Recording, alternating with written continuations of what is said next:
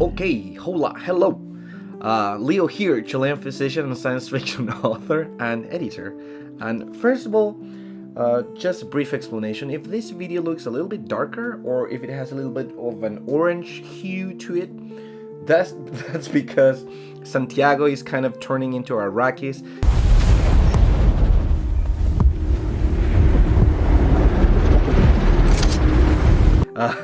Yesterday we had our hottest day in the Chilean history. Was that place the sun? And for real, you can look that up.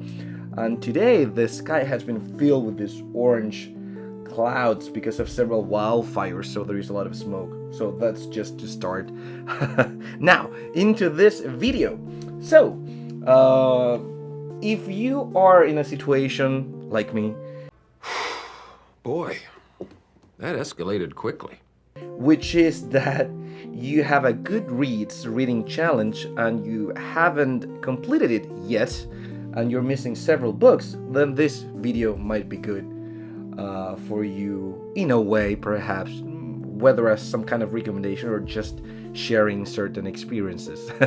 These are all just from this year? So the thing is, because I want to read more books and I don't have that much time before the year ends, this got me into thinking of my approach to the way that I would face a book, or my approach to the ways that of how I would be reading. So I kind of made these categories to share with you as a way of, on a way just to share my own approach to reading, in case if it's similar for you. And then because, with this categorization, you would choose one of that for this challenge if you want to, complete it. That's the thing. Challenge accepted. No. So basically, this is a really broad categorization, but I think it's interesting. So I have this first big category, which is obvious, which is that you would have long books and short books. And of course, if you have to choose on a deadline, the short books are usually going to be the option to read faster.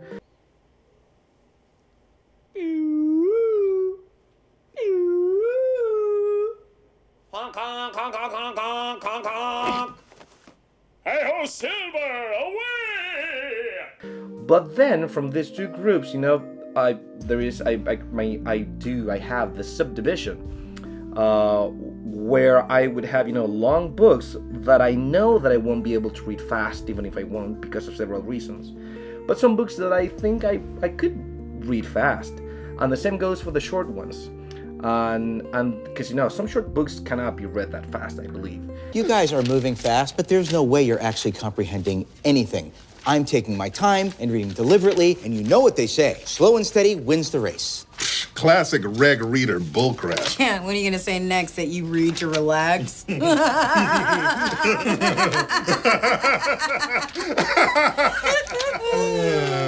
the criteria for that, in my case at least, is mainly two criteria. One, if I know the author beforehand, so I kind of know what I'm facing when I'm going into that book. And secondly, if it's a case where I do want to read slowly, perhaps even if it's short, because I'm very interested in analyzing certain aspects, or perhaps I'm gonna do, an essay about a certain topic. So even if it's a short book, I'm not gonna be reading it fast. So with those two criteria, I would know kind of, where I would put this book, either, if it's long, short, but then in which kind of these categories. And of course, for the challenge, you would choose, I would go into, and that's what I'm gonna do. I would go, with the short books, which I think that I can read fast, either because I know the author beforehand, or because I know that I'm not gonna go into, deeper details or something like that. This is ridiculous. Neither of you have even taken a bathroom break. Are you kidding me? Do you think world record holder Howard Berg would stop in the middle of a read-off to expel? So that's my broad approach, just as an example. So just to exemplify this, to make it more tangible, I'm just gonna give you an example for each category, just one book for each of that. Just not to make this so long, because I always end up doing long videos. I'm not going to do that again. But of course, I'm going to use Chilean science fiction books. Just because that's the point of this channel. You're goddamn right. So for example, long books that I know I won't be able to read fast. Just to give you an example. This one. This is by Hilda Cádiz Ávila. She's an author from the Chilean golden age of science fiction.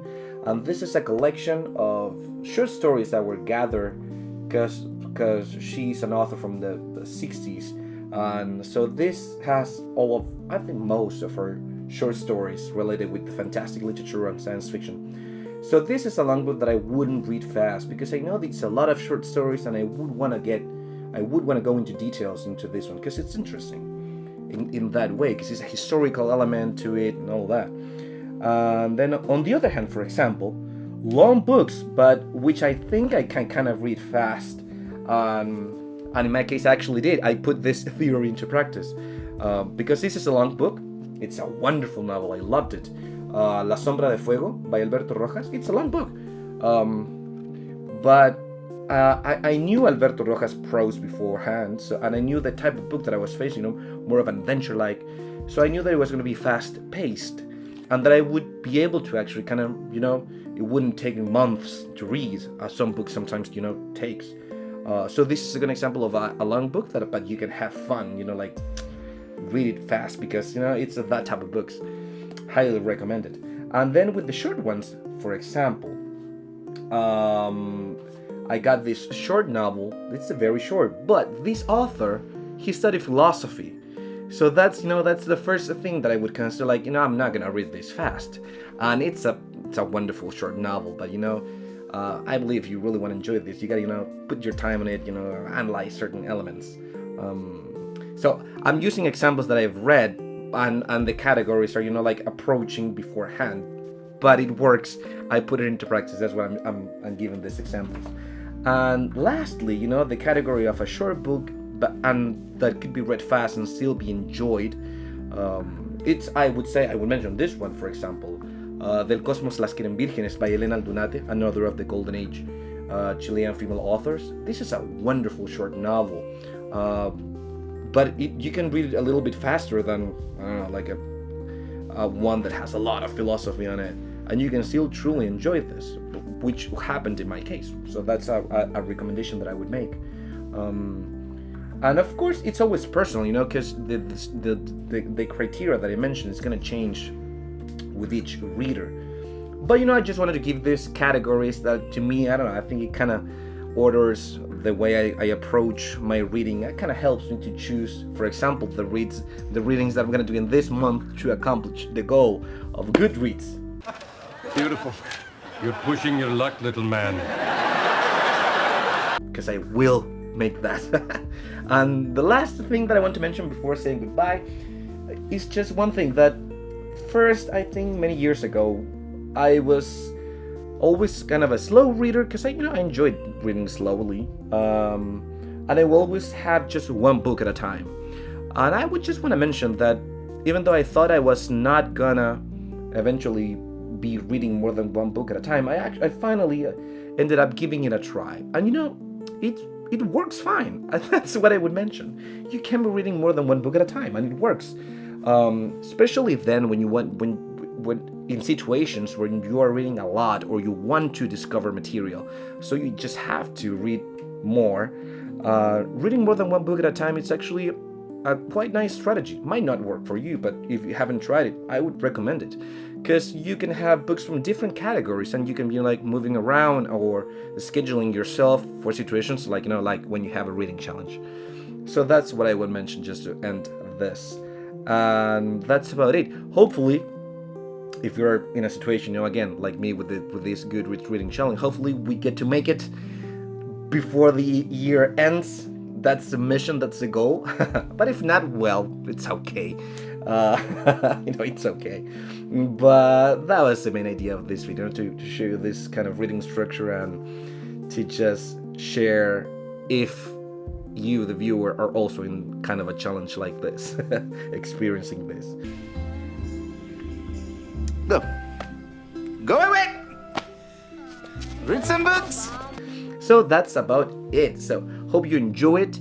I'm gonna keep looking at Santiago's transformation into Arrakis, and as always, well, this is your friendly dermatologist. Until the next video, I'll see you there, and take care. Bye. Pero Julio.